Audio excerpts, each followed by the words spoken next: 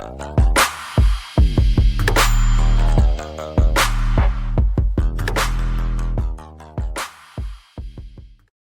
everyone, and welcome to episode 100 Woohoo! of the Sensible Sociopath podcast.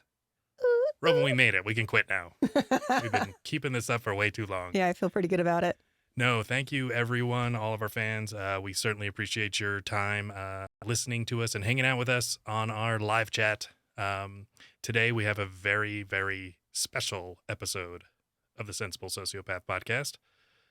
Of course, I'm joined by our lovely in-studio producer, Roma Romerica Rifkin.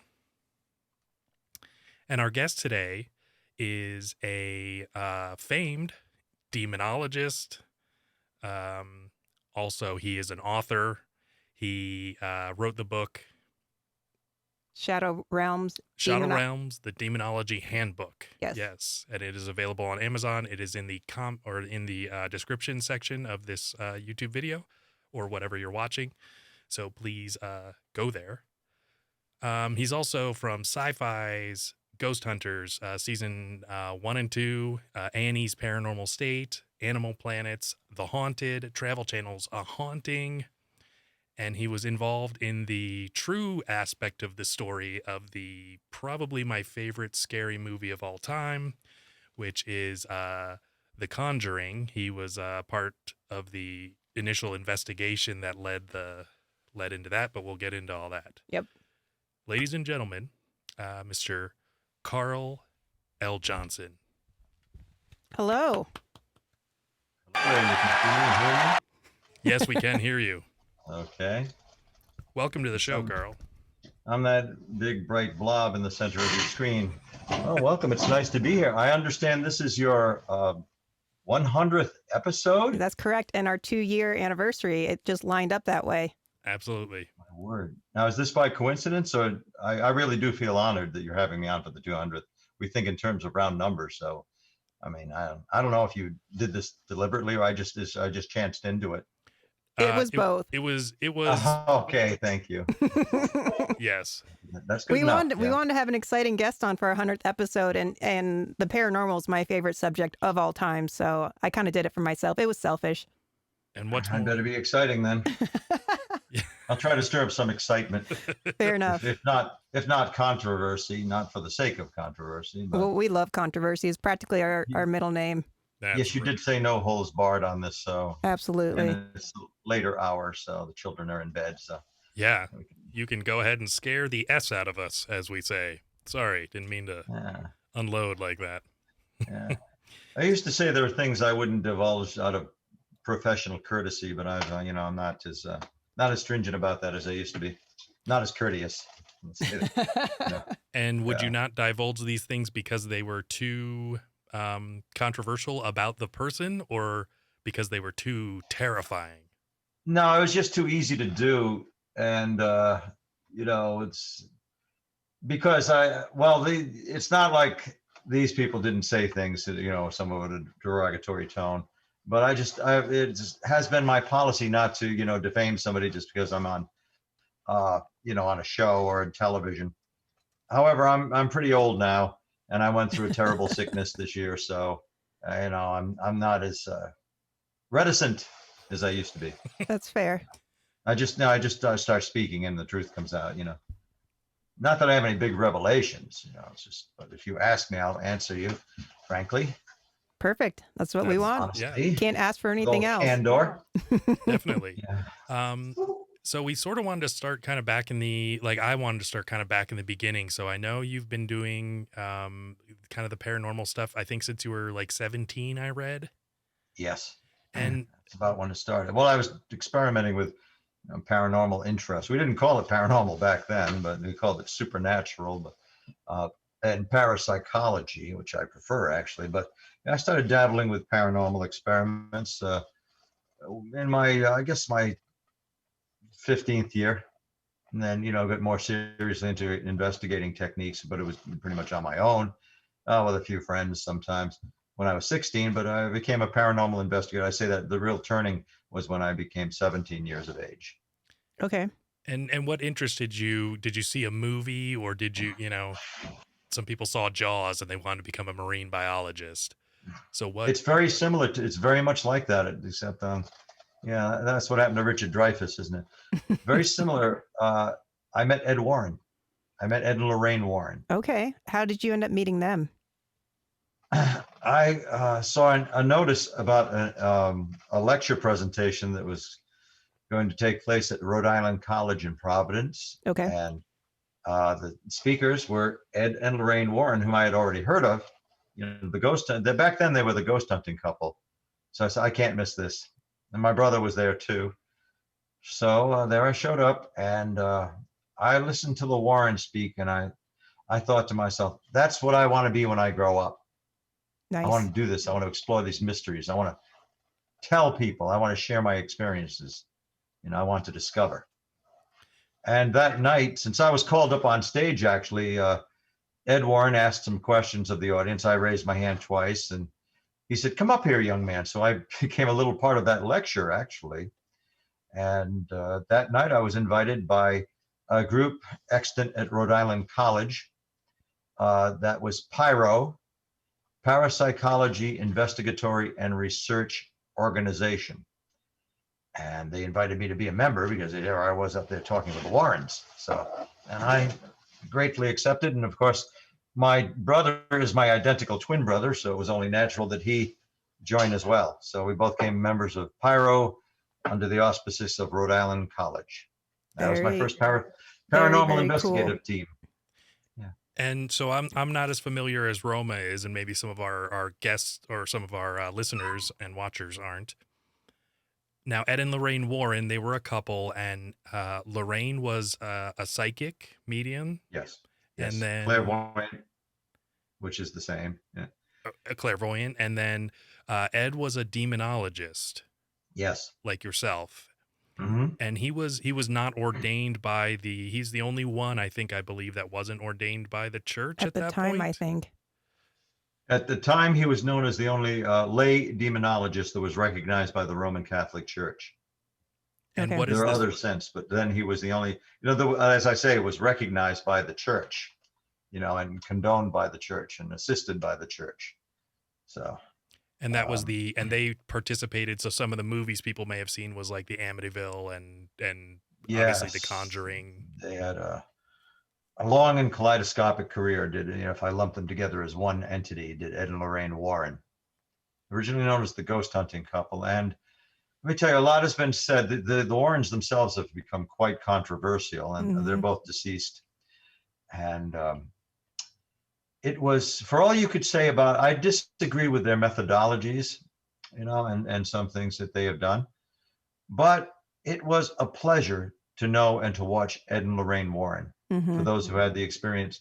And I'll tell you, I take it you're both familiar with the movie The Conjuring. Correct. Oh, yes. Which, of course, was inspired by a true life case that transpired in Harrisville, Rhode Island, back in the early 1970s. Well, there is a scene, an introductory scene with Ed and Lorraine Warren. They show them lecturing in some hall.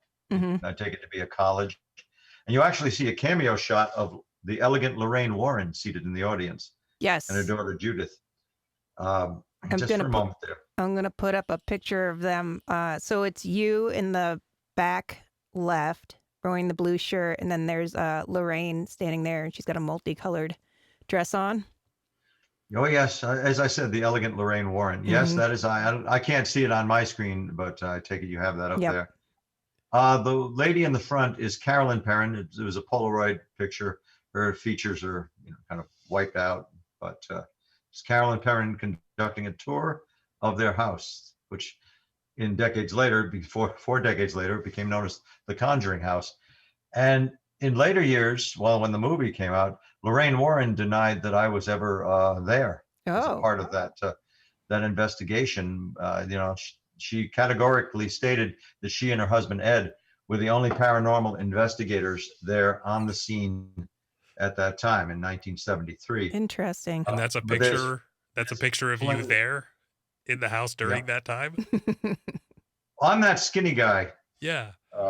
But that was during that investigation. That was right. Yeah. Well, it was actually during the first tour that turned into an investigation that night. So it actually was an investigation there. Sure. Yes. And, she Interesting. said they were the only paranormal investigators there, and no one else was on the scene. But originally in a lecture, she thanked us, Donna and myself. Donna is the young lady with the white top on, and she was our case manager. See her arm around my waist because she was also my lady friend. And she thanked Donna, and she thanked Carl, Keith, and Donna for bringing her and Ed into that house. But then it was denied afterwards. But that's proof that we were there. And there's also, my brother has a recording of her thanking us for bringing her to that site. Very, very cool. And I have no animosity against the Warrens. Some interviewers, and especially for television productions, have wanted me to come out against Ed and Lorraine. Oh, they were frauds and they stole our case and all that. Well, there is a grain of truth to more than a grain of truth to that. But it was still, to see Ed and Lorraine present a lecture, or even sit down at dinner and talk with them, was just a joy. That scene where they introduce Ed and Lorraine in the movie The Conjuring, and they're in a lecture hall, that was like watching Ed and Lorraine. That's as close as you can get to seeing an actual depiction of Ed and Lorraine that's Okay. not them. Because they were charming, funny together. They had a chemistry. They have a brilliantly structured lecture. It's just fun to know them. Yeah, very cool. And so you said have dinner with them. Yes. Was there actually that basement full of all the evil things? Did you ever get to go in there? You mean at the house? Yes. In Yeah, Harrisville? it's a museum. Oh, the museum. They're haunted museum. The museum of their haunted items. With the Annabelle doll and Yeah. all that stuff. I know it. It's called the Warrens Museum, the Warrens Haunted Museum. Well, when I referred to having dinner with them, I mean twice they had dinner at my parents' house. Okay. I came to know them well, and oh yeah, and my father and Ed Warren had a very good rapport right away. Yeah, those artifacts. Well, I haven't toured the Warrens Museum, but I know about some of the artifacts there. In fact, there are at least 2, probably 4 items that were mine, that were my property, and they are on display there. They're from my ritual chamber, because I used to be a practitioner of ritual magic, and that was just too good for the Warrens to pass up. And so some of my items went away, just transported, disappeared. They transmutation or whatever, let's say they teleported, and they Sounds ended up in the appropriate. Warrens Museum. Yeah. Need I say more? But yeah, it's so every time there's a television expose on the Warrens Occult Museum, yeah, I see some things that were mine. That's gotta Yes, Interesting. I am acquainted with it. That's got to be very interesting. Yeah. And Well, yes, so like you I were said. right. You were right at the beginning of your paranormal journey. Very much so, yes. Right At then. age 17, Okay. embarking on that. But of course, Ed and Lorraine Warren were examples to me, and I learned from them. And I did. I was inspired to be like that.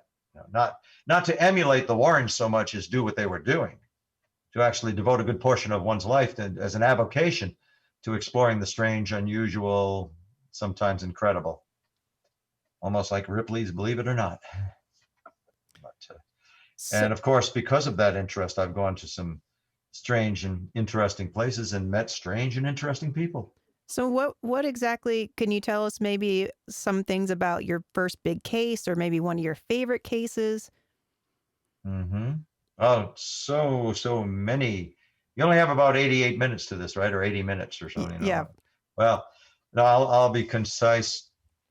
My first case, not necessarily my favorite or most riveting, but it certainly was a learning platform, was that house in Harrisville, because the team from Rhode Island College, of which I was a member, we were the first paranormal investigating team there.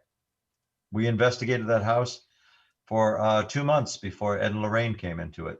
Okay. Or, well, about a month and a half, I should say. And yeah, we were actively investigating the Conjuring house. Well, then it was the house, as it's called now commonly, it's the house on Round Top Road, the farmhouse. And we investigated the house itself and the property, which was fascinating. And like I said, a learning experience. And then we called in Ed and Lorraine. That's how Ed and Lorraine Warren became involved with the house. Interesting. Okay. As a group, as a team, we called them in. It is not that we felt we were in over our heads or needed their guidance. We just thought, I think it was my brother and I conceived of the idea, since we were acquainted with Ed and Lorraine Warren, why not benefit from their vast experience and inform them, get their advice about it? Exactly. Well, I told Ed Warren about it. He and Lorraine volunteered to come to the house. And I thought, oh, what a nice touch this will be. Well, actually, it'll lend more legitimacy to our investigating. And although we were conducting by our standards, a very scientific investigation, we were taking readings and measurements, documenting, photographing. So we essentially brought in Ed and Lorraine, although Ed did volunteer to come to that house. And I remember greeting them when they pulled up to the driveway, and I helped give the tour, that initial tour there that you see the photograph of. Several photographs exist of that night, that afternoon and evening. So that we had been investigating that, but Carolyn Perrin, the home was owned by Roger and Carolyn Perrin, the farmhouse. They had resided in Cumberland, Rhode Island, then they moved into this 1736 farmhouse in rural Rhode Island. So that's what we had been investigating, because Carolyn and Roger told us what was happening there. And that was certainly worth an investigation. So what were some of the, I was just going to ask, what were some of the things that were going on there? Well, my first time there, it was so good that the way we met Carolyn, she had come to Rhode Island College once, at our invitation, but she contacted us. She had reached out to Pyro, our team. So then we came to the farmhouse in Harrisville, and my brother at the time, my twin brother, then he was rather thin and had long shoulder-length blonde hair parted in the middle. Okay. And he was wearing a muslin shirt. I think he had a cross around it, like I'm wearing, around his neck, and he had a cross pendant, and he was carrying a Bible. And one of the girls, I think it was Nancy, one of the 5 Perrin daughters, looked out the kitchen window and she said to her mother, "Mom, Jesus is here." So he was a hit right away. We all were. They took my brother by the hands, was showing him down to the lake and the property. And I was poking around the house. And well, we conducted the interview, Donna and our team, Donna Eisenstadt then, who recently celebrated her birthday about a week ago now. We were conducting the interview with the parents. Roger had to leave, the father had to leave at a certain time, and Carolyn and the girls were speaking to us. And I heard some rummaging around, like footsteps, and I said, "Excuse me, Mrs. Perrin, do you have company upstairs? I'm hearing things." And she said, "Oh no." She and the girl said, "No, we hear that almost every day. People walking around, there's nobody up there." So I waited for the interview to resume, and I kind of backed off and made my way upstairs to start some investigating there. And I didn't see anything unusual at first. The noises ceased when I reached the top of the stairs. But I've been up there a few minutes, and out of my right peripheral vision, I saw a darkness. I can't even call it blackness. It's like somebody had cut a hole out of, the drape of reality. It was just this absence of light. Could say it was dark black. So I look, and this darkness is coming towards me. Oh. It's like, you could call it a shadow person, but without a human anthropomorphic form. Just this darkness is rolling down. See, there's a short hallway in between the girls' bedrooms upstairs, because they didn't have sons. There was all the girls up there. And this blackness came rolling towards me. My first thought, and I'm talking about a thought process that lasted maybe a third of a second. My first thought was, there's a fire in the house. This old farmhouse is on fire. I'm going to smell smoke. Yeah. So the darkness rolled towards me, and I closed my eyes reflexively, and the darkness encompassed me, and suddenly I'm in total darkness. Wow. Black. Or like if I had my eyes closed, and I blinked a couple of times and it was gone. So I have a question about that. So if you can get the scene, and I'm being quite rational and just up there objectively investigating, all of a sudden this thing comes down. It's almost like rolling, like a fog, an impenetrable fog you couldn't see through. It's opaque. and just encompassed me, enveloped me, and then it's gone a moment later. So I have a question then. And to this day, people experience that there. That's crazy. And when they visit that house, yeah. So In when fact, oh, go on. You asked the question. I was just going to ask, when that happened to you, did you, was it cold? Was it like staticky electrical feeling? I mean, people say that when things tend to walk through them, they feel that type of reaction. I don't recall any physical sensation other than what I saw. Okay. I didn't feel hot or cold. I mean, if I did, it was so brief, I didn't, my senses didn't register it. No, it's just there, just the absence of light. And I expected to feel or smell something, but it happened so quickly, and there was nothing there. That's amazing. Would you say that you're more? And then it was gone. Would you say that you're more sensitive than other people to paranormal activity in any way, or do you feel I like will you're say that yes, because of my interest in the field and the phenomena, and the time I've been into it. Yeah, I've developed a sense for it. I suppose I always have had that, although I don't refer to myself as empathic or psychic or intuitive, because I can't turn it on and off. It just happens sometimes. Yeah. But I didn't sense anything. That was so rapid. I didn't sense anything oncoming, just there. And now I can kind of feel when those things are going to happen. I get a little spider sense, a little tingly. And how did you report this to other people? Were you like blown away and didn't know what to say? Yeah, I went downstairs again quietly, and my brother saw me coming down, and I gave him kind of the eyebrows. I gave him that twin look, like something's up. I got something. I just didn't want to blurt it out. I'm just not that type of person. Guys, you wouldn't believe. No, it's just I gave him that look that means I'll tell you later. I kind of gestured with my head upstairs, and I said, I'll tell you, something's up. I went down to the basement too. I was the first one. Besides my brother, the other investigators did not really have the nerve to go downstairs. Into the basement? To the basement. Okay. Remember the basement in the movie? Yeah. Oh, they have a basement. Yeah. And I went down. At the time, the basement, I recall, was illuminated by one hanging light bulb. Of course. And well, it was still afternoon, and I didn't bring a flashlight down there because I was 18, maybe dumber than I am now. And I was poking around down there, hoping for something else to happen. Like, what's Act 2 here? And the light bulb failed. It just went off, flickered a moment, and went off. Oh, God.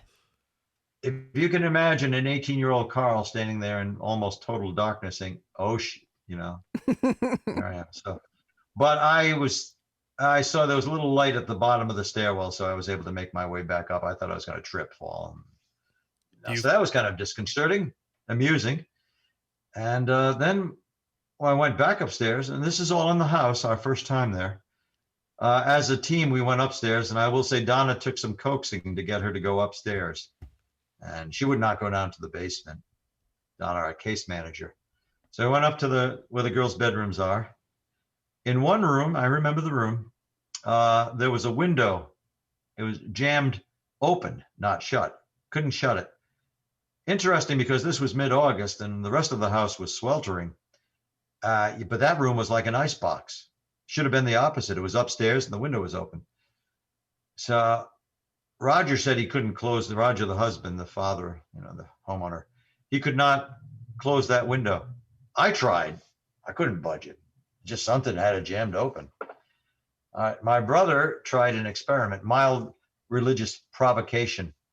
My brother recited a biblical passage, and then he said the name of Jesus. When he said that, the window suddenly slammed shut. Oh, geez. Oh, maybe it was just good timing. Maybe, but sure made us jump. Yeah. So we had an enjoyable first time. Here we are, and as a team, actually, and we had done exterior settings. Now we're investigating residents. So the parents said they were more than welcome to have us back. They were anxious to have us come back, trying to make some sense of things there. So, and we visited another time. We didn't see them, I think, for a couple of weeks. And in the meantime, I established this communication with Carolyn Perrin, the lady of the house. She probably thought I was in charge of our team because I had a deep voice and I was giving some directives. So, yeah, so I looked like I was some kind of boss or knew what I was doing. And she would call me on the telephone. Started off with once a day, quickly escalated to like 10, 12 times a day. But she was so happy to have people who took her seriously and were very interested in her house. She would call me when things were happening. The banging, I said, I encouraged her to. I said, I want to know when things are happening. So I banging on the wall. Okay, jot that down. Disembodied footsteps, jot that. And well, one time she was slicing an orange on the kitchen counter. And I just been on the phone with her for half an hour. She called me right back. She said when she sliced an orange, it looked like blood seeped out of that fruit and dripped geez. onto her Was it a feet. blood orange? Yeah, we wonder that. Now I think there probably was some explanation for it. Perhaps it was overripe and it was a blood orange, and they darken with time. Mm-hmm. Well, when she told me about it, it was quite surprising. And I asked her, "Is it a blood orange?" She said, "No, it's just an orange." And I don't think she would have let it go on bad, but I wonder now if there was a more mundane explanation for that.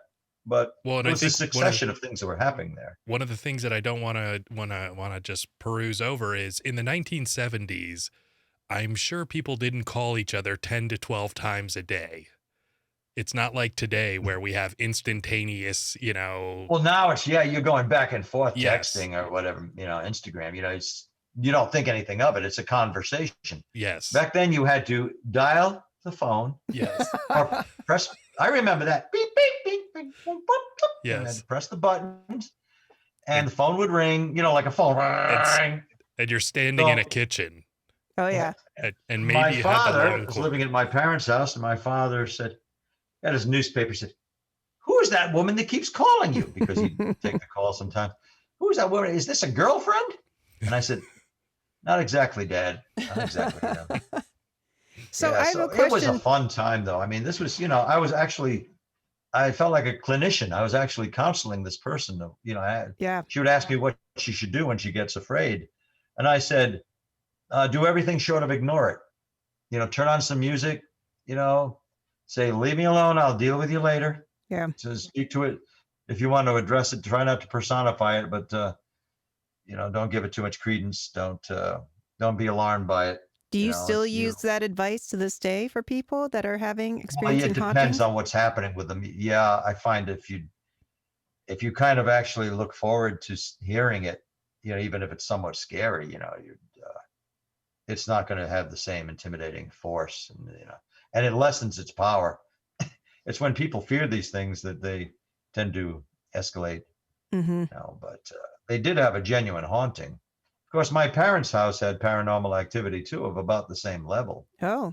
But we keep in mind that this was Mrs. Perrin in her 30s, and she was very impressionable, clairvoyant herself to a degree, in that she would have visions. She was doing research on the house and the house's background. I don't think Carolyn Perrin wanted that haunting to go away.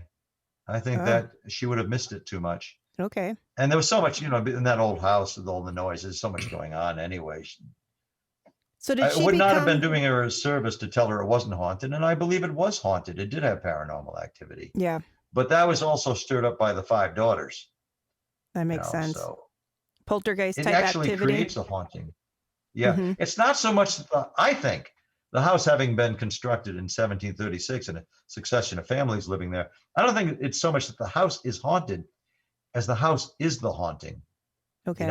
It's a battery. It makes these things happen. It brings them in. So another family might have heard some creaks and groans, but the parents the ladies were actually experiencing spirits there. And there is something to it. Carolyn Perrin had a vision, which I believe she did.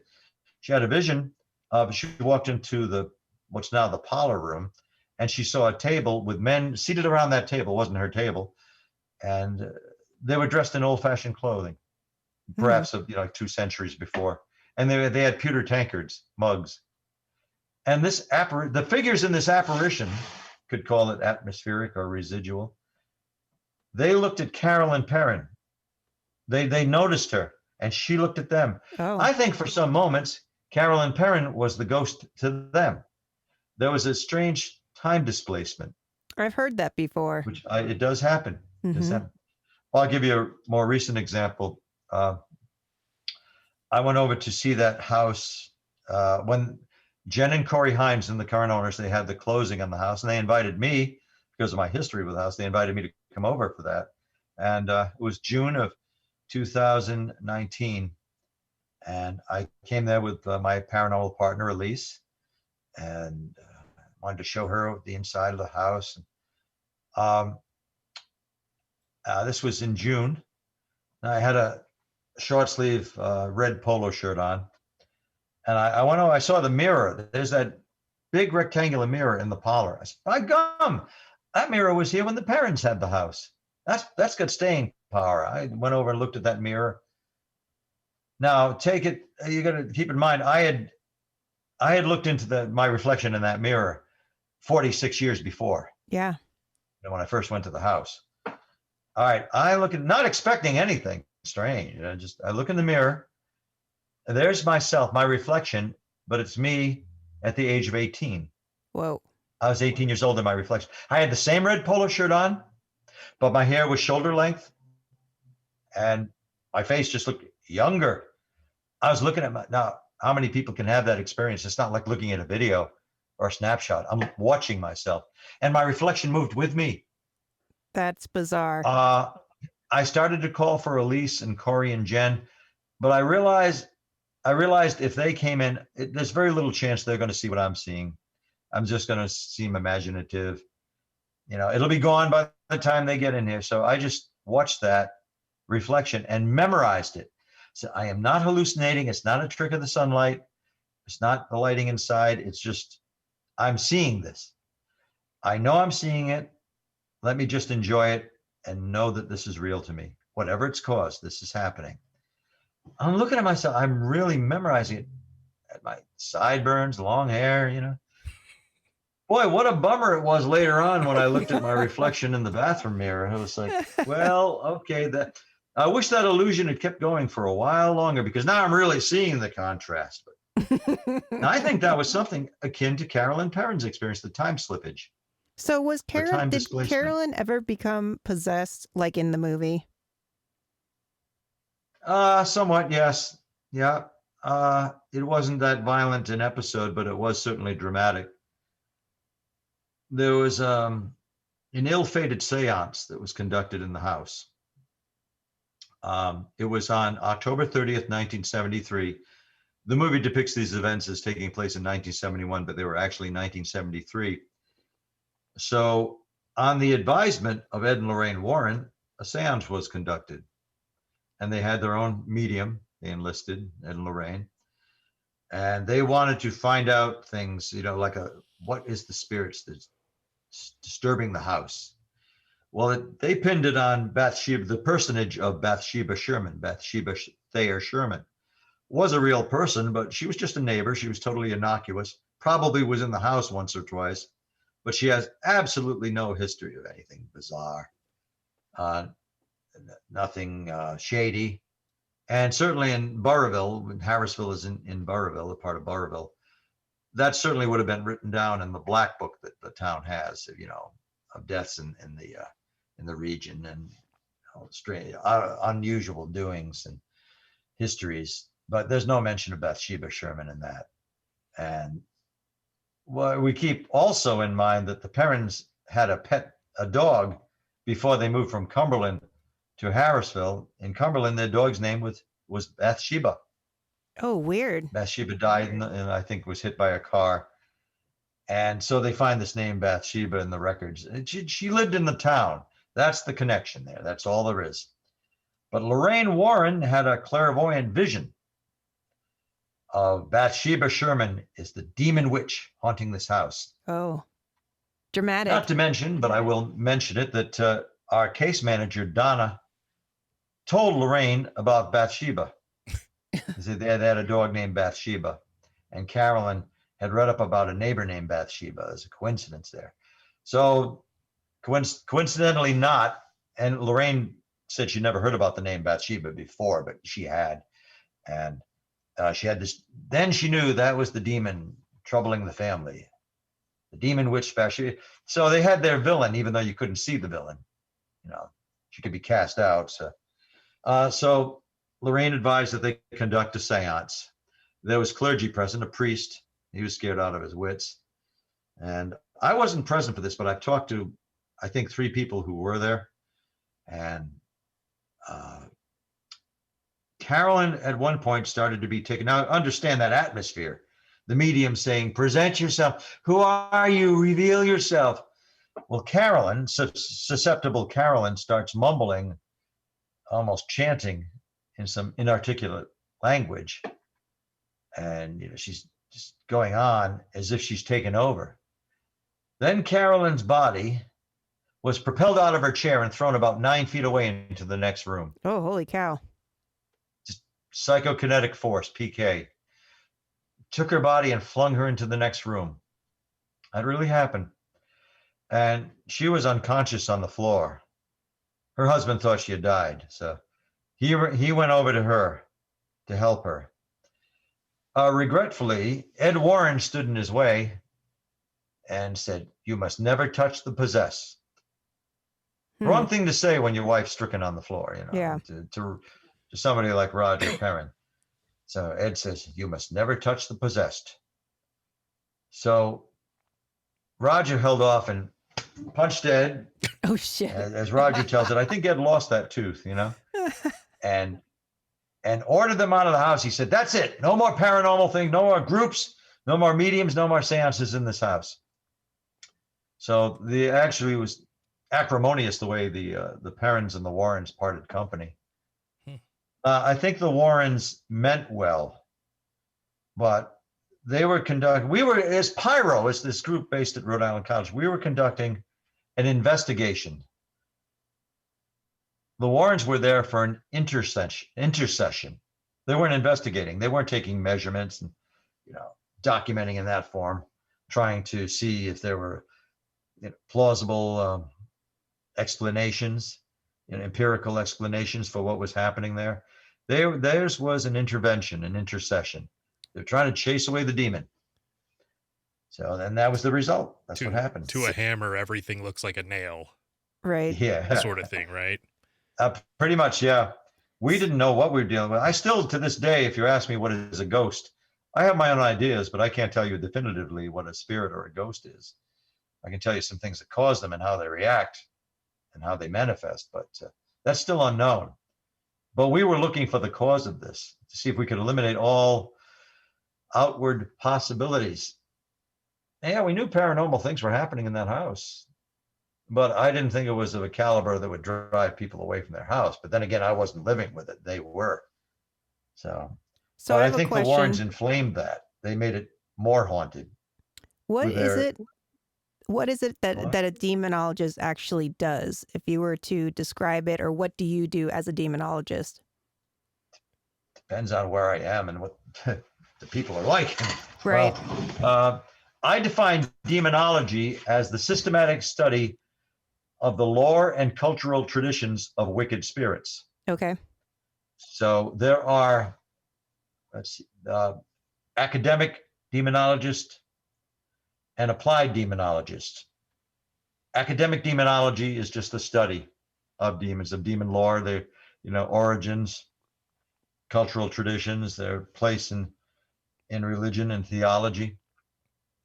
Whereas an applied demonologist will actually address cases, sometimes go out into the field, counsel people who contact us, which brings us to duodemonology, of which I am a member. Duo meaning two. That is James Anito, who's a deacon with the church. James Anito and myself, we have duodemonology, and people do consult us, usually online. They will contact us through their website or our website and other means, and ask us questions about what they're experiencing. Of course, we don't have the vans and the funds to actually drive there, except in some cases we have, but we can't do that regularly. Another team of which I am a member is Panorama Paranormal. That is with Elise Gianmarco Carlson. She's our director, and that's just her and myself. Although we will, discuss, and we do have a show that we do with James Anito, do a demonology show, but we're all intertwined. So there's Panorama Paranormal, and that's a very kind of like the X-Files. It gets like the X-Files when we find something good. But again, we always will seek the plausible, empirical explanation for something. So, and Elise is very grounded. Elise is a parapsychologist in training. It's the difference between paranormal, which is a more general term, an umbrella term, and parapsychology. Parapsychology deals with phenomena of the mind, ESP, thought transference, spirit manifestation, and how our minds interpret that, or sometimes produce that. I'll give you an example of Elise's techniques. Elise is also she has a BS in criminal justice from Bryant University. Very She's cool. worked with police, worked with the Rhode Island State Police and 911. She was a 911 operator for 10 years. We were at an investigation that was taking place at that house in Harrisville, the Conjuring house, and the investigating team started to notice it was dark in the room. It was, the light was flickering. And it was getting dark in that room, so they thought, "Oh, we got that black thing coming in." And they said, "Notice whenever we say certain names, that light flickers." So Elise went over and just screwed in the bulb properly. She doesn't do it to be mean. She's not she can be sarcastic, but she's not a party pooper just to do it. She doesn't enjoy that. She just but she's personally intolerant of people, making a mountain out of a molehill. Mm-hmm. Good. That's the way it should be. A lot of energy. Yeah. That defines her. And she's now she's an accredited parapsychologist student. She's taken 3 courses at the Rhine Center, JB Rhine Center. I mean, it's a college level course. They have a lot of homework, and that they are given reading assignments by Lloyd Arbach directs this class. And she got a very, very nice certificate for completing these 3 courses. So she's it's an interesting study, but it's comprehensive. It is. It's not a Mickey Mouse thing.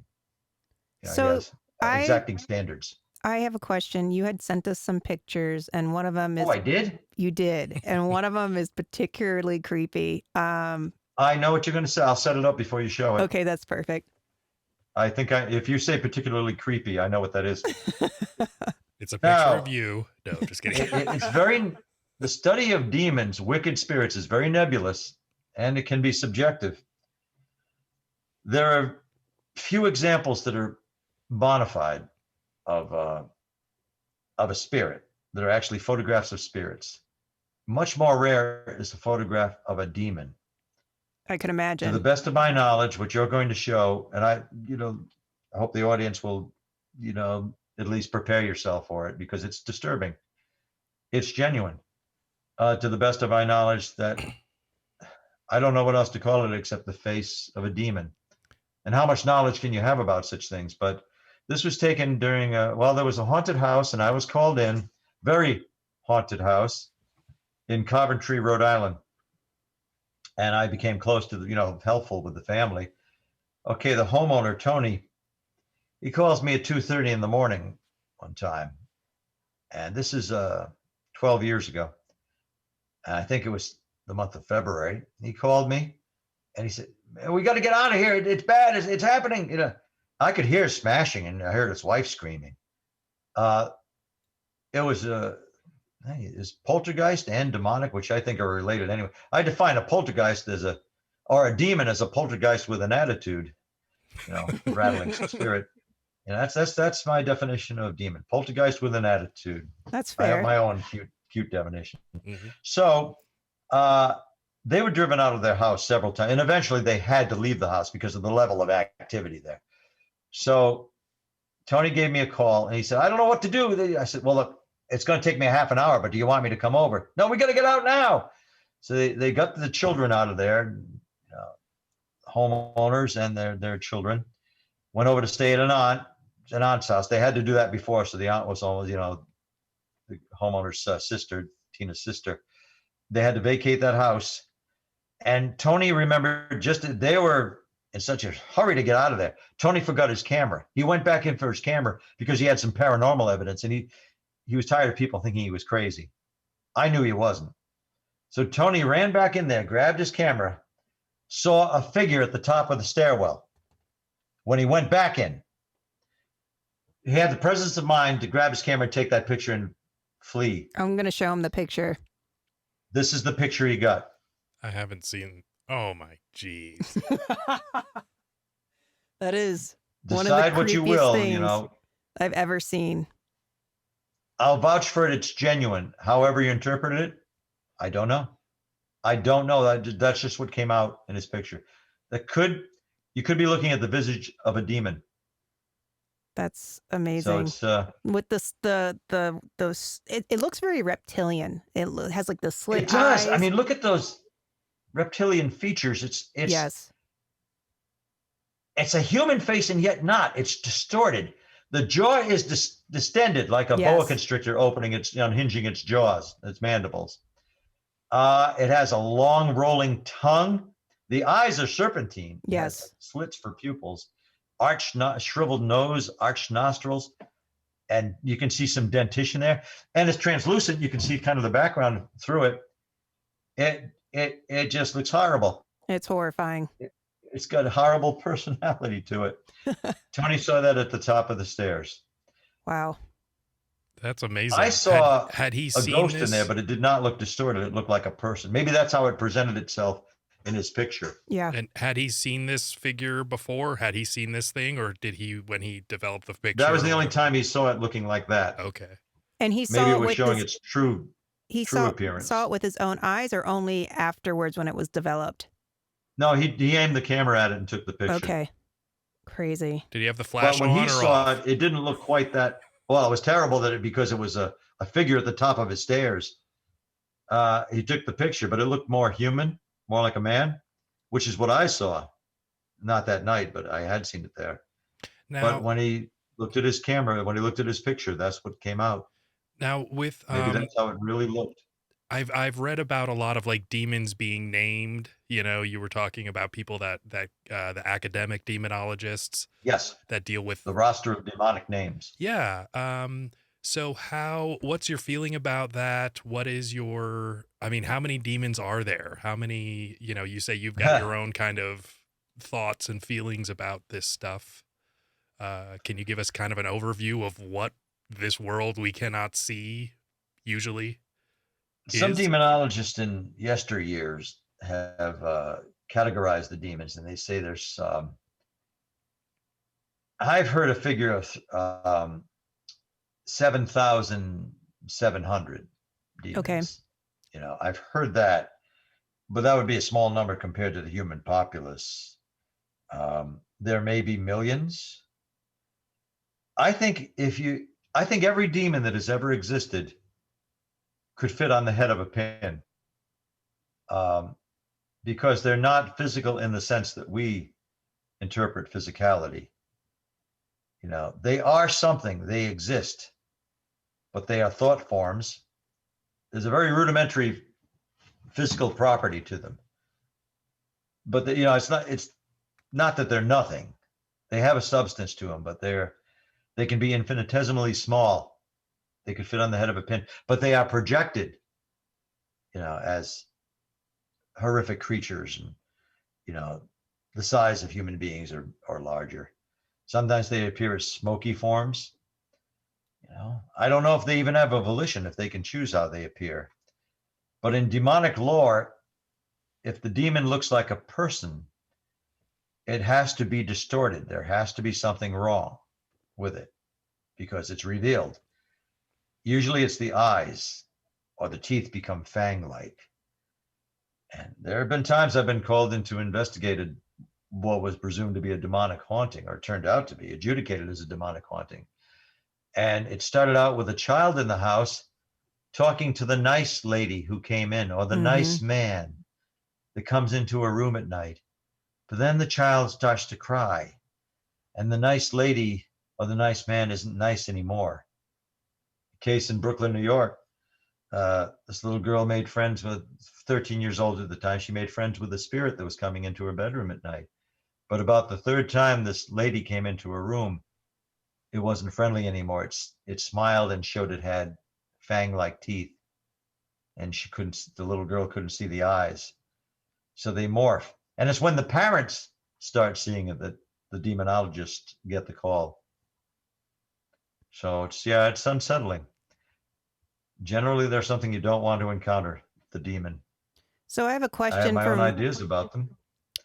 I have a Go on, quick please. question from our audience. Yes. They were saying two of them have said that they have heard that angels can be quite terrifying when viewed. Have you heard of that? Have you ever seen an angel? Do you deal with that type of thing?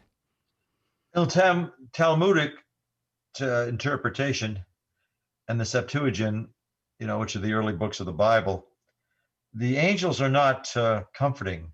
It's not like in the New Testament where they are, messengers of goodness, good tidings. No, and then the Old Testament, angels are pretty terrifying, although they can appear as people.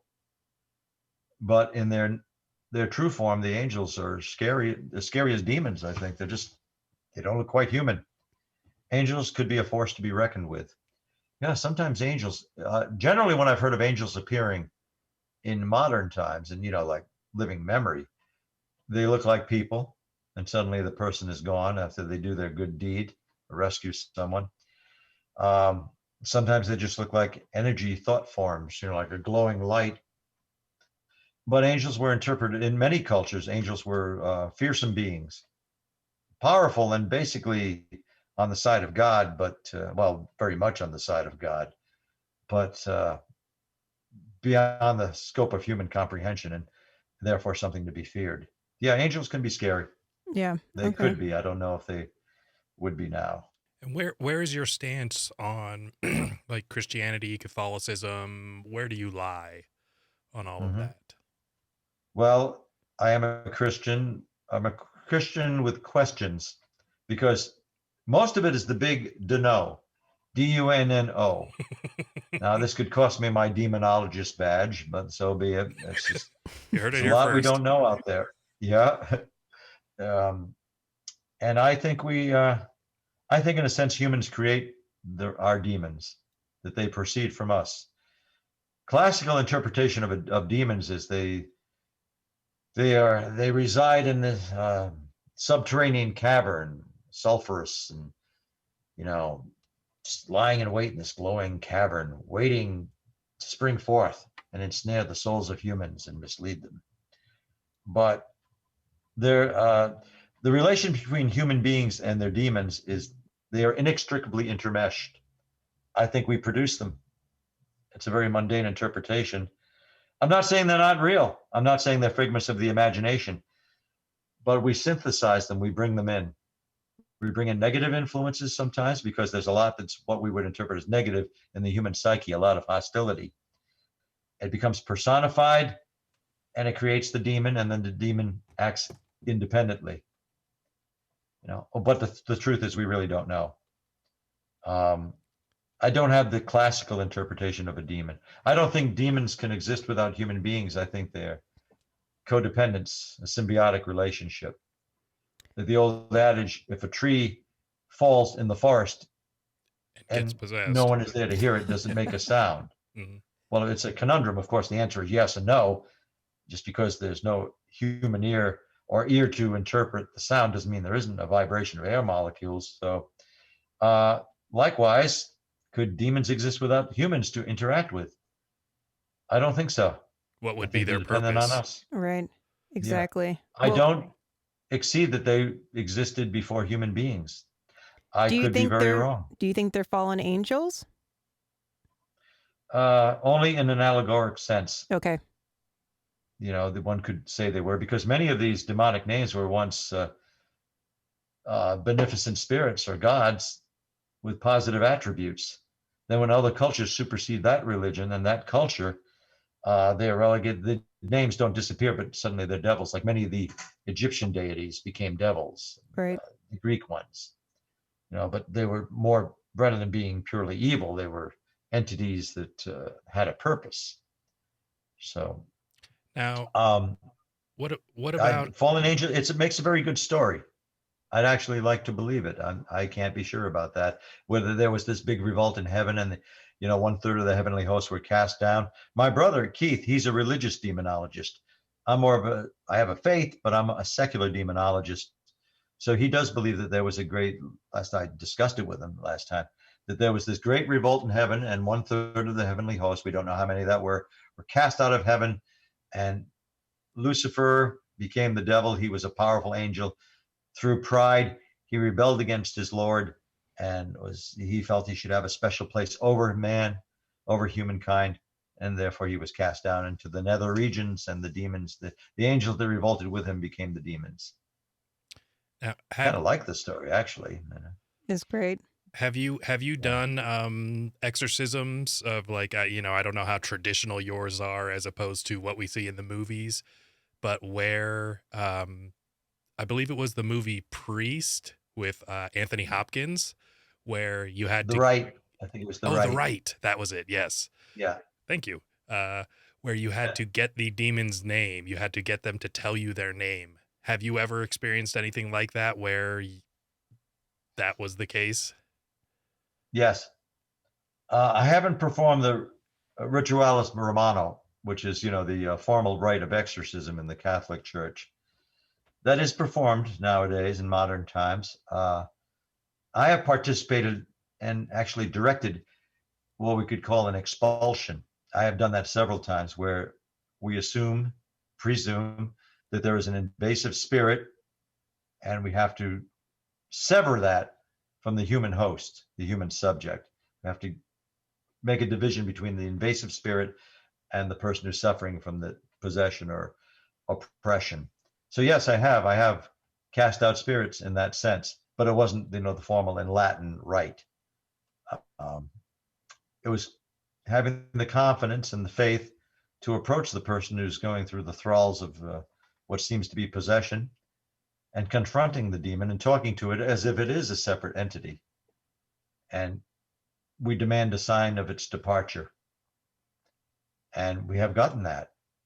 Strange things happen. I was involved in a case in Edmond, Oklahoma, now almost 11 years ago.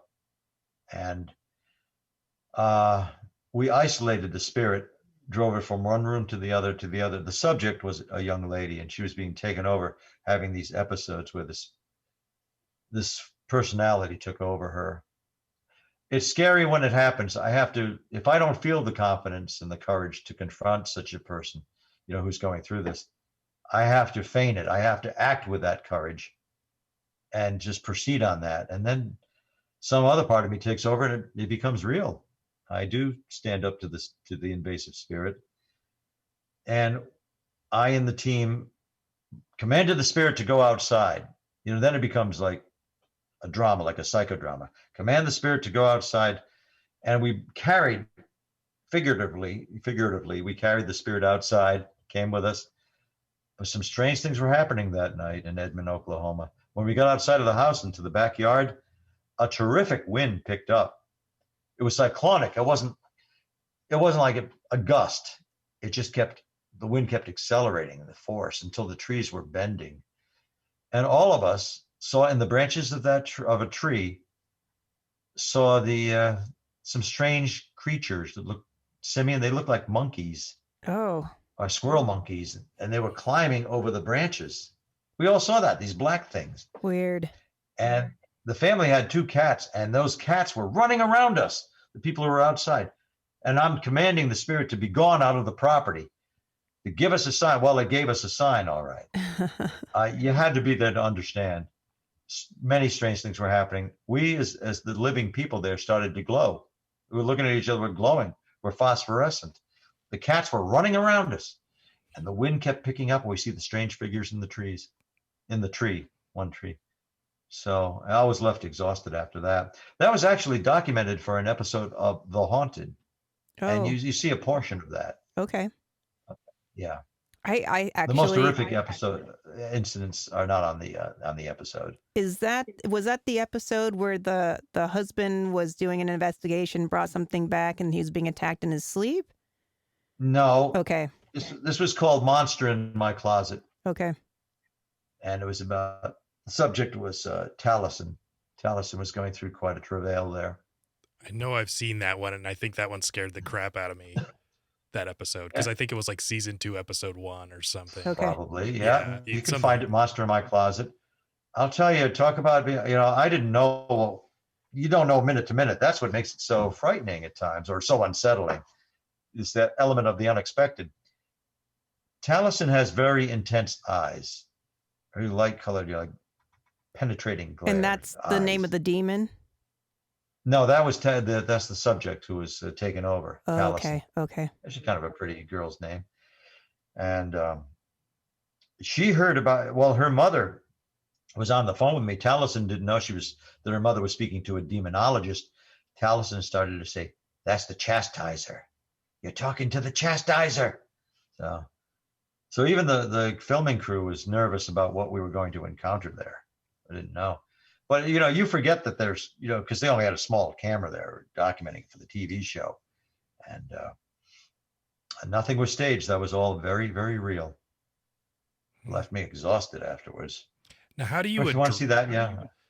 How do you address a demon or a spirit? What sort of a demeanor do you have? You said confidence. Well, I rely on experience and instinct both, but authoritative. And I don't mean bombastically. I don't mean you will leave this place. No, I just speak to it directly. The subject who's undergoing those throes of possession, I will approach them and speak to them with authority. Like, the subject will do its things like spit and glare, and you approach me in a very threatening demeanor. And then that's when I have to stand my ground. The first demonic case I ever encountered was in Providence, Rhode Island. The subject was a 14-year-old boy. And during the expulsion, I'd never been through anything like that before. And there was enough phenomena to convince all of us that something spiritual was up there. This boy glared at me, it was like looking into the face of hatred. And he started to, I guess he thought I was special or something. And he started to approach me. And I couldn't think of what else to do except I knew if I left, I'd never be able to go back into another demonic situation. What's going to keep me there the next time? I had to face it. So as he approached me, I just held up my hand and said, "Stop." Not knowing if he would, and he did. And then I went up there and did something probably not supposed to do. I embraced him. I held him, and that took a lot of the power out of the spirit when I did that. That makes sense. Yeah, I could spend an hour talking about that one night and what led up to it. But yes, that's what I do. I just stand my ground, look into the eyes of the person, just say there's got to be some power working with me. Yeah. I'm not. A lot of the demon's power is bluffing too, but it can be a strong bluff. They can deliver, and just look at them and say, with maybe some other part of my mind takes over at that point, and I feel that confidence, and I feel that I am enabled to stop its progress.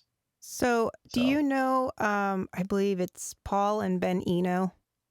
Yes, I do, father and son. I do know them. I haven't seen them, unfortunately, in a few years. I think that they're also related to Lovecraft, by the way. Did you know that?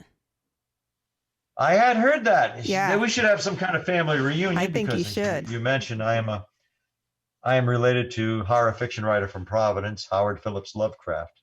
He was my second cousin. So I have through my mother's side. I have a question or a comment about them as well. So I met Paul and Ben years and years ago, and one of their big things was that all these cases, specifically darker cases, should be approached with love and compassion. And that's how you basically can cast these out and to take away the power of these, I guess, demons. Yes. Well, we don't really have clinical terminology or, more scientific sounding nomenclature. I like to say disembodied and, influence, Mm-hmm. but, Mm-hmm. we are demonologists, so we call them, demons. Yeah, I think that is a very good approach and I always have felt that. I feel compassion for the human being that is undergoing this invasion, this sublimitation of their personality. Um, so yeah, there is love involved, and you've got to let that compassion is a very strong emotion in many people, and it can be stronger than fear at times. It just takes over you, and you're there to help somebody with a righteous cause or forthright cause. So I would agree with the Enos on that, that love can supersede, compassion can supersede the stress, the hatred, and even the demon. If you accept the classical interpretation of a demon would be a very tragic figure, very much alone, Yeah. not belonging, wanting to be part of humanity, but can't ever be, forever cast out, just wanting to take over and join with a person. That's a tragically lonely experience or existence, if we can even comprehend it. So this is probably more of a religious question, and you probably don't have a good answer for this, but do you think that I'll give you a demons... bad answer if you want. Okay. Do you Mhm. think that demons can be redeemed or saved? No, No? no, no. It's not their nature. They're not human beings that can be reclaimed.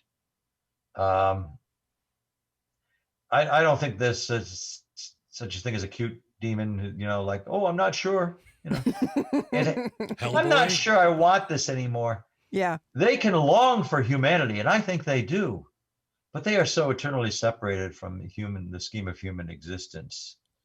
Um, they want to be part, but they cannot conceive of redemption or reclamation. It's just not in them. We don't understand, and we can't understand that fully, but they can't.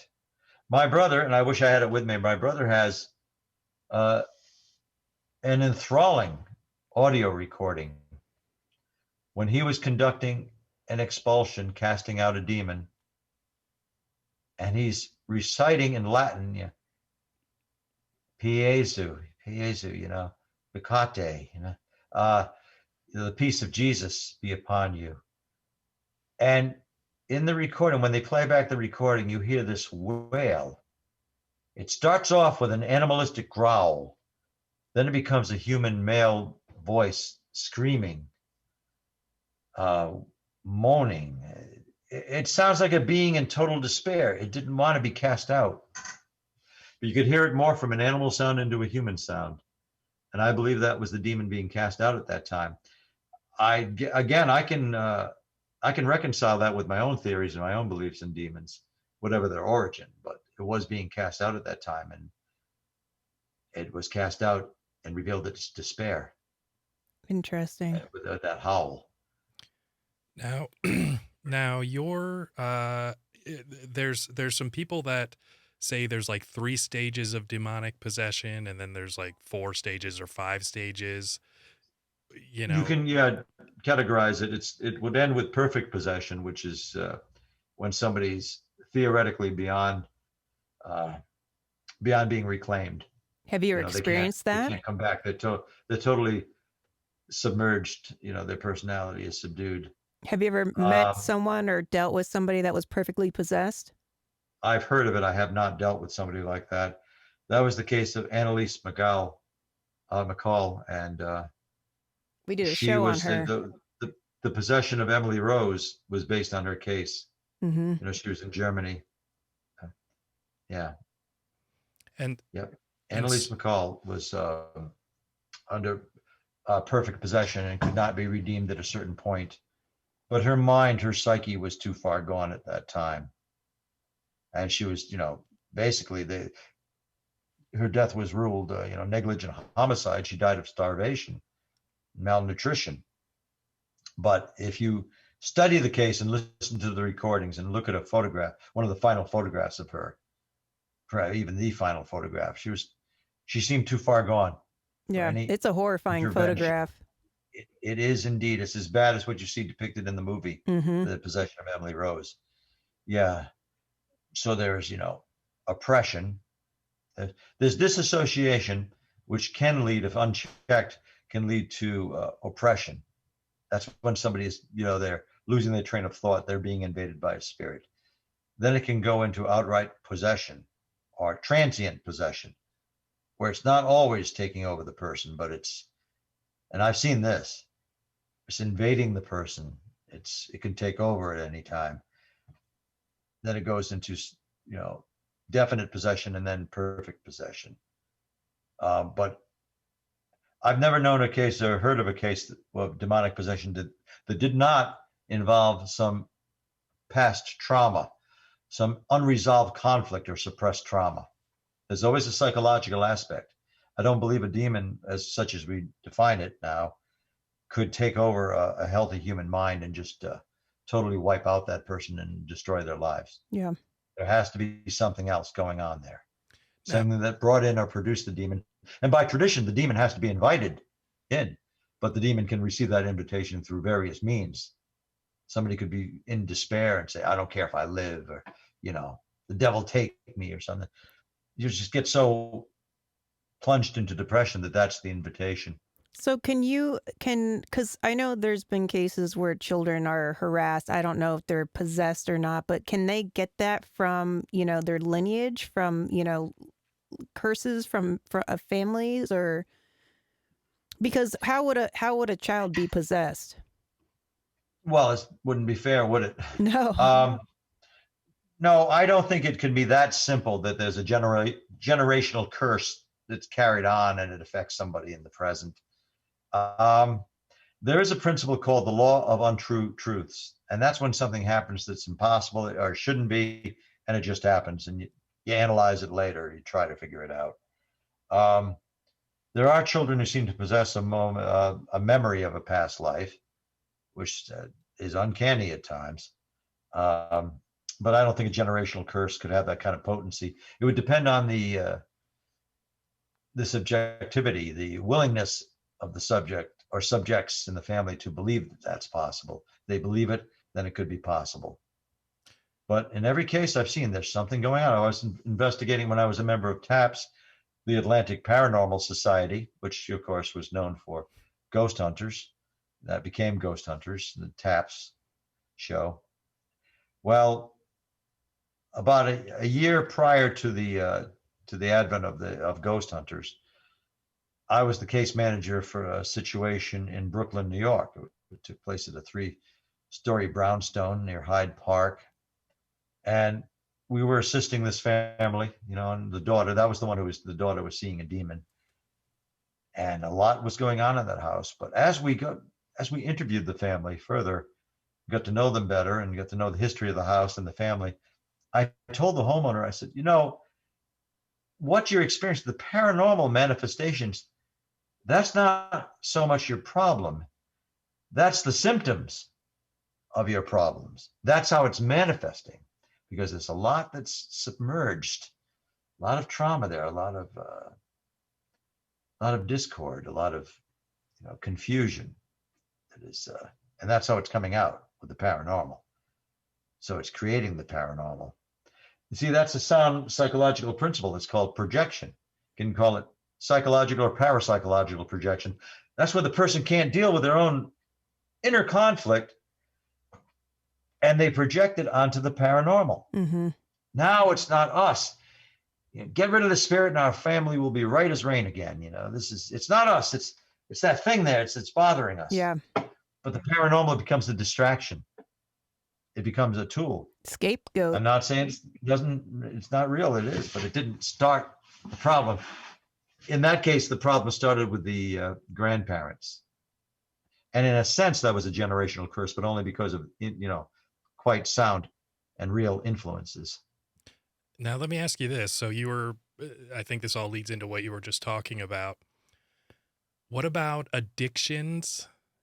Alcoholism, drug addiction, any sort of addiction, sex addiction, pornography, and also suicides. Where do you see demons fitting into that Well, there should be rules against it, shouldn't there? I mean, if somebody is suffering, if somebody has a psychological imbalance that has not been properly addressed or some conflict, they shouldn't be preyed upon, right? And the mentally distressed young persons, there should be some rule that they can't be bothered by demonic presence, yet they are. Yes, those forces, those, well, we'll call them negative forces of tension and despair, does invite demonic activity. Well, and It can be tied in.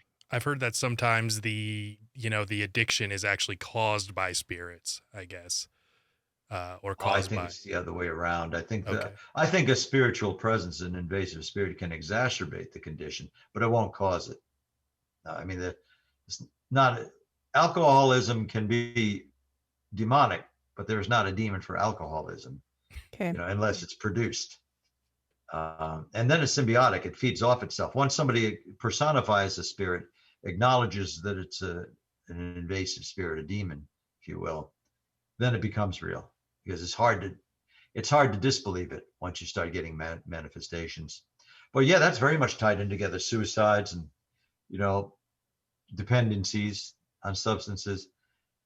Yeah, but the person has to believe it's demonic, I think, to be affected by it, even if that's subconsciously, even in the back of their minds. And addictions can seem like demonic possession. It can be hard to draw the line, say, well, one leaves off and the other one begins. But I just, in my experience, every situation where there is a demonic or an invasive spirit present, it's because there was some kind of conflict in the past, and it's still there. It's gestating. It hasn't been addressed. And sometimes a spiritual expulsion can be a psychodrama and can be valuable in that sense, because again, you're disassociating yourself. The person is disassociating themselves from the problem. They're personifying it, externalizing it. Sometimes it's easier to deal with that way. So I have a question from one of our viewers here, and we kind of sort of covered it, but he said, ask him if walking in a loving manner keeps us from being possessed, whether or not love protects us. Yes, it does. Because even if somebody is harassed by what seems to be an external spirit, if they're walking in the light and believe, in positivity, are life affirmative, then if that person is bothered by a spirit, they're going to seek the help. They're going to go to a spiritual counselor. They're going to want it out of them. They're going to find a solution or look for that solution. So yeah, it's better to be that way. I try to remain very positive myself. I don't often succeed, but but I realize that good is stronger than evil. Being using very monochromatic terms. Good is life affirmative. It's positive. It's constructive. It's making good things happen. It's life, pro-life. And negativity is just being bad for the sake of being bad. Sometimes it's illogical. Whereas walking in the light or being good is logical. It promotes improvements. Negativity is just shutting off hope for improvements or learning or flowering and growing. So it's very logical, very sound, very obvious that good is stronger than evil. Certainly more pleasant in most cases. This is true. So, by the way, I brought you some show and tell before we run out of time altogether. That's perfect. I was just going to ask you if you wanted to cover anything else before we were done. Oh, so many things, yes. That's okay. We can have you back on again in the future. Yeah. Oh, please do, because we're scratching the surface. I'd love it. This is my book. Yes. This is Shadow Realms Demonology Handbook, and it is co-written with Lana Janbrock, who's an accredited theologian. She has a degree in theology. I don't know if you have a graphic for the book, but this I do. It's 300 pages. Yeah. And of course, it's not the definitive work on demonology, but it is an easy read. It's 300 pages, and it addresses some experiences I've had. And sometimes I've investigated and intervened, and things I could have done better, things that I think were effective. It has case histories. It has a series of essays, has a glossary and an index and picture pages. I love So I just think pictures. it can be heavy at times, but it's only because it's a scary subject, but I think it's a good read. I think it's a fun read. When I say handbook, titled it handbook, it's meant so that somebody can put it in their backpack, or say, let's see how this Carl Johnson dealt with a similar situation. Yeah, I love it. And there's a chapter that Lana and I co-wrote, Up Close and Personal with a Demon, and demons we have actually met. That's one title, one chapter on the road to demonology, subtitled "I Was a Teenage Satanist." Well, that's about me, and yeah, and it has illustrations and all that. So, And I must recommend our own book. The link to the Amazon is in our description right below. So just right. Thank you for having that at the ready. See, like the seal of Solomon and the symbol of Baphomet. Okay. So somebody's involved in demonic research, or on a case that could be demonic, has the hallmarks of being demonic, this book could be of some help. See if I dealt with it. See how I did. I also have. We and our fans love the. I have a wand. I own a wand. Okay. It's a symbol. It's a reinforcement. It's not a wish granter, but it can channel energies. Wow. Very cool. Very, very cool. This weighs almost 5 pounds. Wow. It has a jasper stone. That's the receiver. The sender is the crystal. Actually, the other way around. Sorry. The jasper is the sender that sends out the energy, and it has a smoky quartz crystal. It's copper tubing wrapped with leather kid skin, and I've adorned it somewhat. It has feathers and it has little bells. And so what exactly would you use that for? This to me is a reinforcement. It's my toy.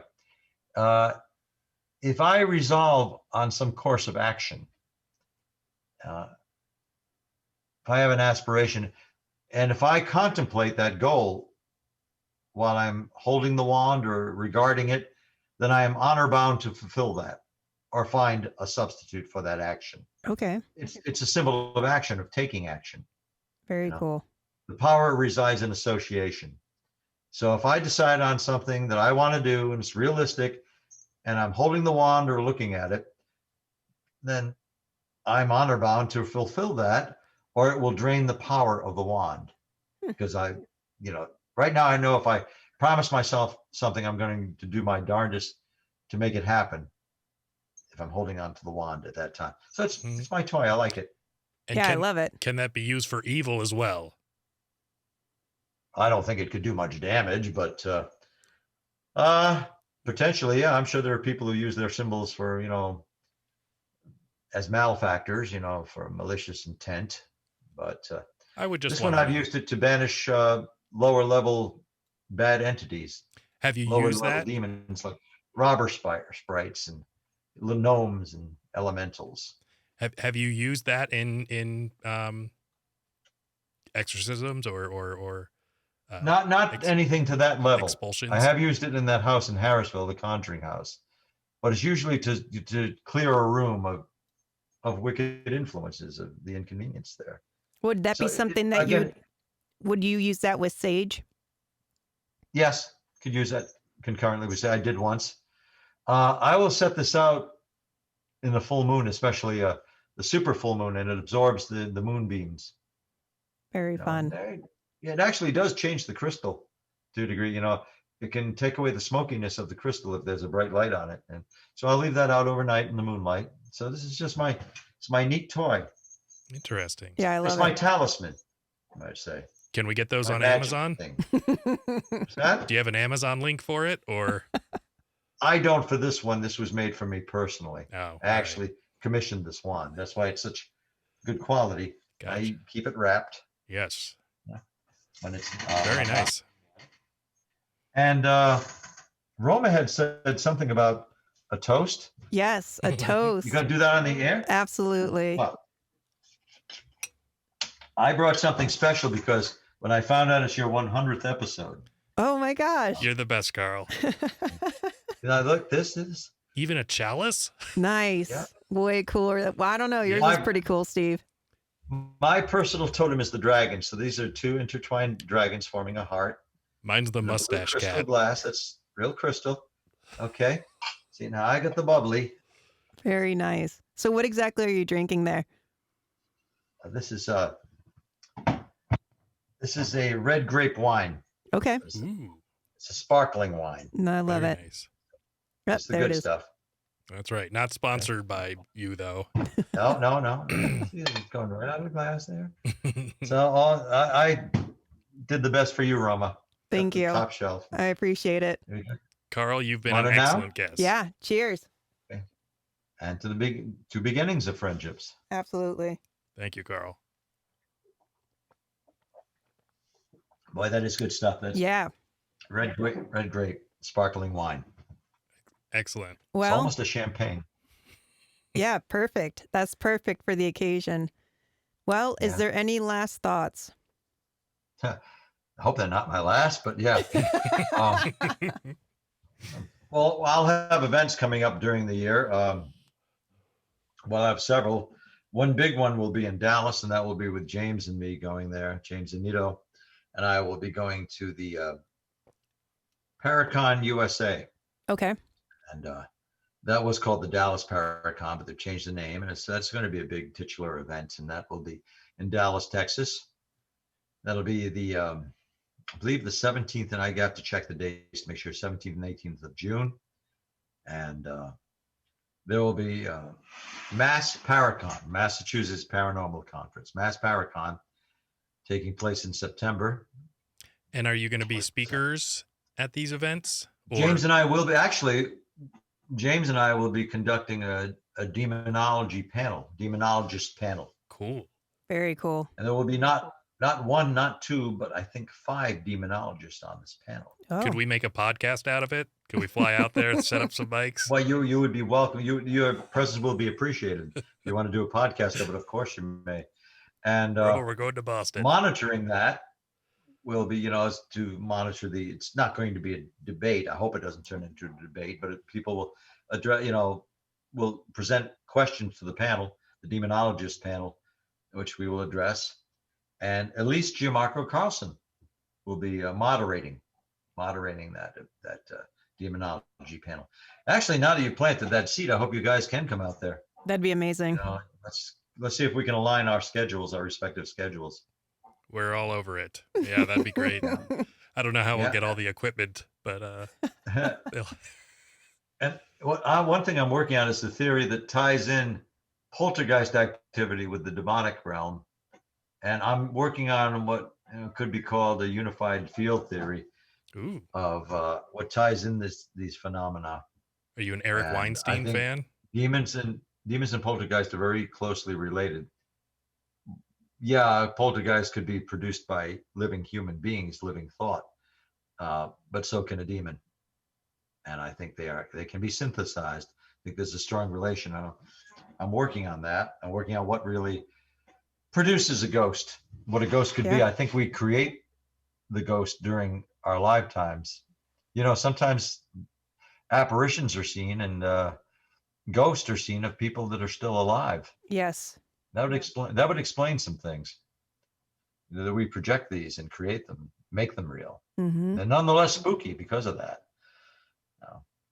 Ghosts can be kind of scary because you don't know when you're going to turn around and see one. Yeah, if you're lucky. absolutely. I've Well- been lucky 8 times I've seen a ghost. 8 times? Yeah, I was just saying last year to Elise, I was saying, I've seen a ghost 7 times. I may never see what we call a ghost, a spirit you can actually witness. I may never see that again because how do I know? You're only as good as your last ghost. And then I saw one last October in the Oliver House in Massachusetts. Saw a ghost there. Unfortunately, in a sense, it was a singular experience. Nobody else saw it, but I know I did. I looked at it, said, "This is real. I'm seeing it now." Well, I just said to my other people that were there in the Oliver House investigating, I said, we actually were getting a tour of the Oliver House, and I said, mark the time. It's 7:55. I'll tell you why later. Because we heard that there was while our tour guide was telling us that they have reason to believe that there's someone buried in the basement under the earthen floor, because phalanges, finger bones, were found there. Oh, yikes. And Oh. actually, it was our tour guide that found them. And she said they were taken by the state police forensics, and she doesn't think she'll ever see them again. But she said she had psychics down there, and they said it's a woman buried in that basement. And as she was saying that, I saw this bright purple light to my right side. Turned around, looked. I thought it was an electric panel, but it was not where the wall was. I just turned around, and there's this bright purple rectangle. It opened up, and there was a woman's face in it. Wow. I mean, you see the hair pulled back like what would be in 19th century style. And then it collapsed, went out of reality again. Very bizarre. Again, I was the only one who saw it, but well, people know I did see it, or I wouldn't, I just wouldn't say it if I wasn't definite, so it wasn't just an impression. I saw that. So that made 8 times I've seen a ghost. Very Fortunate. very I wish I cool. could show Elise a ghost. I Now, wish now, I could, but she may. now, Carl, Yes. I'm sure everybody's been telling us they've been crying since 9 o'clock because the show is going to end. Will you tell us one more story just so that for our 100th episode, so that we give our fans what they want? Yes. Just anything that pops in mind. I used to work at historic Slater Mill, the seat of the American Industrial Revolution, built in 1793, the Slater Mill proper in Pawtucket, Rhode Island. I was a docent there in programs development and tour guide. Roma met you there, right? Yes, I did. That's where I met you. Yes, she did. Yeah. Yes. That's why I'm bringing back a fond memory. Yeah. I was an interpretive staff there for 14 years, which means I didn't get paid a lot, but I was an interesting job, rewarding in many ways. Well, all 3 buildings on the campus are historic, and all 3 buildings are haunted, subject to paranormal activity. The Slater Mill complex has been acquired by the National Park Service, so I'm no longer there. That happened in mid-March of 2020. So there was one of the buildings, the house on the grounds, the cottage, Sylvanus Brown House, was built in 1758. And the resident spirit there was a little girl. And people were seeing her before I came along there. I used to hear her laughing in that house, this like disembodied voice. Her name was Becca, because that's what she would say in the audio recordings and producing EVP, electronic voice phenomena. Becca. So we heard that voice, Becca, a number of times. We called her Becca. And I never saw her, but I heard her voice and heard her. I'd knock on the wall, she'd knock back. And some people did see her, girl of about 12. I always described her the same way the people who saw her. And I last heard her voice in October of 2018. I was directing a tour. It was 6 people. One was a baby, and I was one of them. And there was a little infant there, but the rest, the family. So there were 6 people in that house, and I was giving the tour. And we heard in the parlor room, which was separated by a room, we heard this distorted voice. Like, to me, it sounded like someone or something trying to form words, but it had that EVP quality. EVP, it would just stop. When we speak, we have a resonance. We hear a little echo. We're just so accustomed to it, we don't really notice it. But this stopped like in a vacuum. You hear the sound and then it stops. And we had a ghost hunt there like several months before. And 2 months before. And people downstairs, 2 ladies that were downstairs, came up white-faced. They said they heard what sounded like a witch's cackle down there. Down in the lower level was the kitchen of the Sylvanus Brown House. Okay, we're there, and we hear loud as anything, very clearly coming from the parlor, that distorted voice. I said, that's what they thought was the witch's cackle. To me, it sounds like something trying to form words. I think we had talked to that spirit so many times that it was trying to break through, and that's as close as it could get. Well, flash ahead to some months, actually a year and some months later. This was spring of last year, almost to the day a year ago. I had taken a stroll out in the woods of North Scituate, the town I grew up in, the meditative path I go through. And I was driving back. I was turning from Rocky Hill Road onto Elmdale Road in North Scituate. As I was taking that corner, in my car, I heard that same voice. Oh, yikes. These spirits, never heard them outside of the grounds. It was only, you had to be in Slater Mill campus and usually in the buildings to hear these voices. You actually hear them audibly. You had to be inside the buildings. Okay. I mean, people talk about attachments. I don't really know what to say about them, except that they don't last as long as the source of where you actually found the ghost. So I'm turning this corner driving, and I heard that same voice. It sounded like a voice, but it sounded like it was trying to articulate words. It was in the seat next to me. It was like it missed me. Unbelievable. Being away from Slater Mill. Eerie and fascinating as heck. I'd never heard a spirit, especially this is like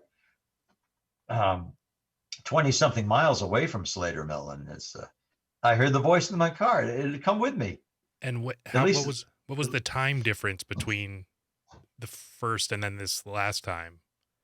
Well, in your you car? got from October 2018 to probably beginning of May. Wow. So October 2018 to May 2020. Whoa. Oh, Got about a year and a half there. So out of the middle of nowhere. Yeah, I mean, wow. I wasn't talking to spirits. I don't know.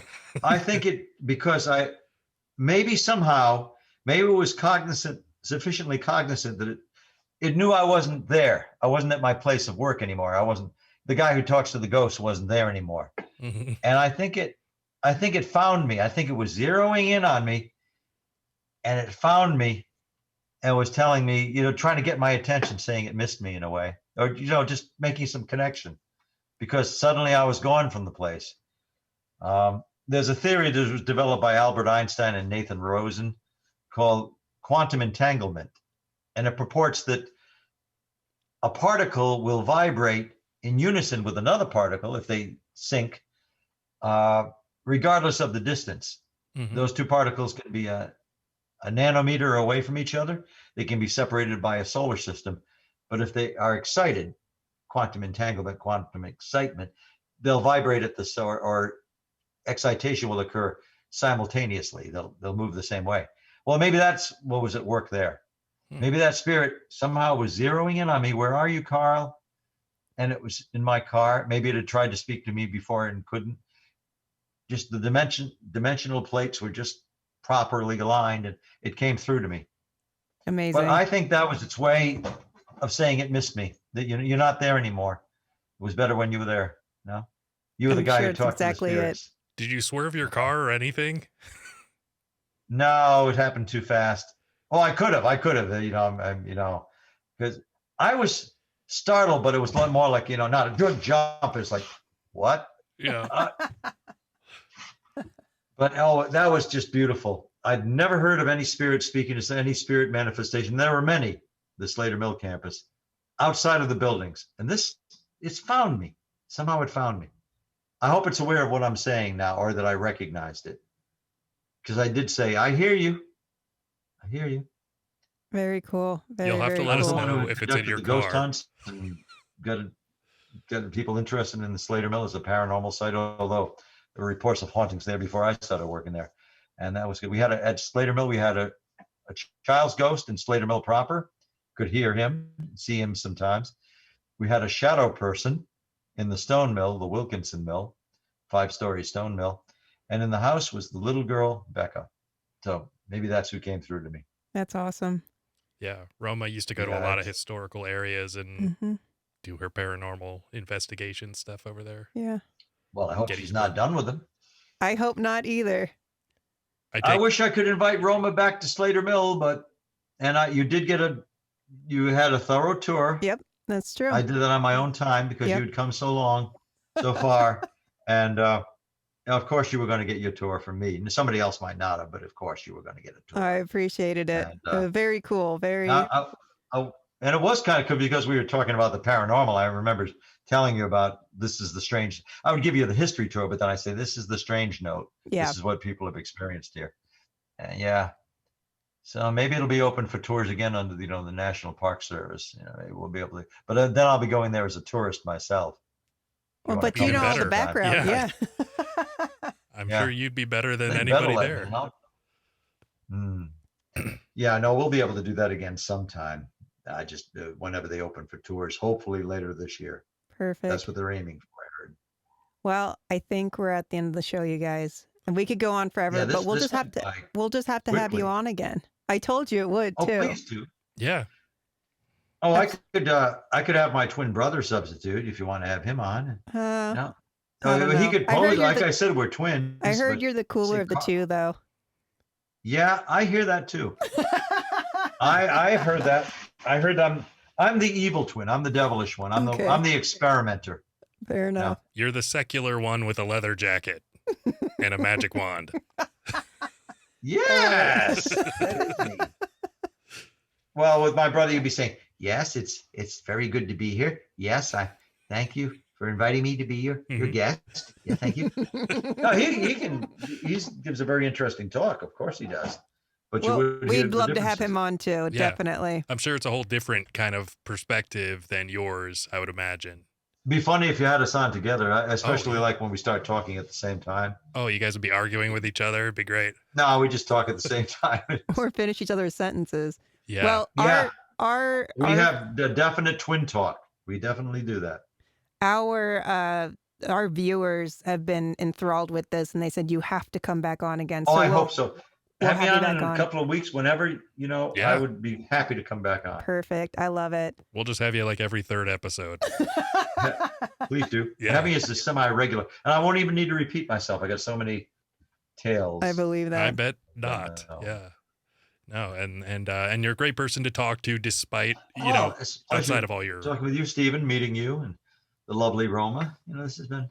Of course, Roma, putting this together so we could meet. So we much appreciate Roma. Yeah, definitely. Yes. Well, let's call it a wrap. Yes. To another 100 episodes and having Carl as a guest on at least a quarter of them. Woo-hoo. Love it. Into 100 years. Yes. 100 episodes. All right. Well, I'm going to call that a wrap before we have a super long show. Yep. And I'm going to hit the outro music. Okay, sounds good. Oh, everybody, check us out. Yes, and get your magic wands out. And don't forget to buy his book. It's going to be a great read. Buy the book. Subscribe. Yep. Amazon.com, you got the link there. In the description. Subscribe on all the audio platforms. Give us 5 stars. Review, rate, thumbs up. Hit the share-o. Or you can have me back on. I'll just read a chapter. Oh, that's it. Yeah. Wonderful. We'll do an audio book with commentary. Please do. You flatter me. All right. Have a good night, Carl. Everybody. Best podcast in the world. The world would not be the same. I like it. No wonder my anxiety's so high. Few people laughed. Few people cried. Oh, what's in the box? Most people were silent. And that was it. Now I am become death. Sounds like a bad time. The destroyer of worlds. Yeah, so this doesn't seem like a great idea to me. I suppose we all thought that, one way or another.